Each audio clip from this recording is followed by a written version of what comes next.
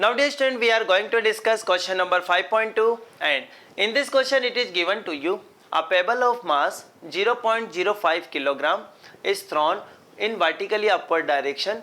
Give the direction and magnitude of the net force acting on the pebble. Clear? So now listen carefully.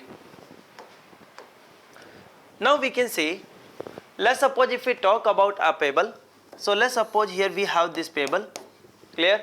And a pebble of mass 0.05 kg. So I can say this is 0.05 kilogram. Clear? It is thrown vertically upward. So let's suppose initial velocity I am taking u. Give the direction and magnitude of a force acting on this pebble. Fine. During its upward motion. Clear? So let's suppose first, if I am talking about part number A, let's suppose this pebble is going in an upward direction. Clear? So definitely we can see acceleration due to gravity, this always act in a downward direction. Clear?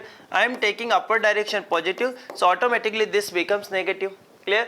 So if I write here force, I can say force is acting, this is equal to minus times of mg. Clear? This minus sign is indicating force is acting in vertically downward direction. Clear? Now, so our objective in this question is to calculate magnitude. I can say magnitude in this case we have F equal to mg. Clear? And what about direction? I can say direction of a force acting, this is vertically downward direction. Vertically downward. Clear to everyone? Yes.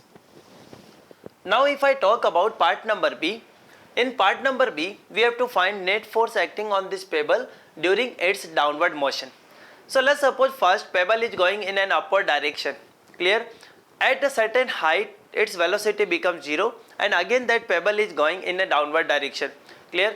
It means we can say, let's suppose this is position of a pebble. In this time pebble is going actually in a downward direction, let's suppose with certain velocity u. Clear? Or let's suppose at any instant velocity we have u. Clear? And definitely we can say acceleration is acting in vertically downward direction, this is g meter per second square. Clear? So now if we talk about magnitude of force, I can say this is equal to again mg. And what is direction of this force? I can say this is equal to vertically downward direction. Vertically downward direction.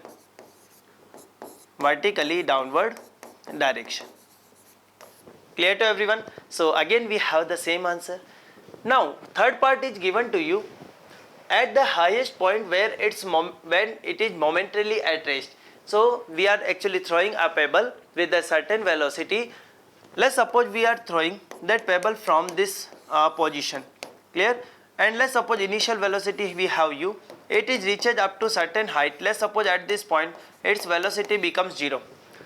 Now we know, because this pebble is moving under the influence of gravity, at maximum height its velocity becomes 0. But what about acceleration? Acceleration always act on this pebble. This is equal to A equal to minus g meter per second square. If I am taken upward direction positive. Clear? It means we can say at maximum height, I can say net force acting on this pebble, this is given by mg. This is magnitude. And what about the direction of acceleration or direction of a force? Direction of a force we can say again we have, this is vertically downward direction. Vertically downward direction. Clear everyone? Yes.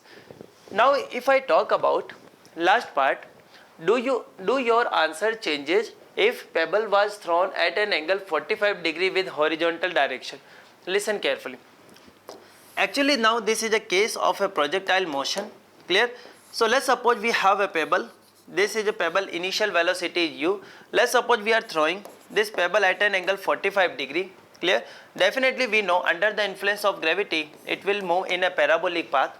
But important part is here, if you observe this pebble for a different position, if we talk about this position and this position. Clear? So we know acceleration due to gravity always acting here in a vertically downward direction. Clear to you? Clear? Here you can say yes, definitely tangential velocity it will be changes. Clear? Or you can also understand like this, if we talk about horizontal velocity, this is u cos 45 and this one is u sin 45. Clear? So from here you can say only vertical component of velocity will be changes, horizontal velocity remain constant.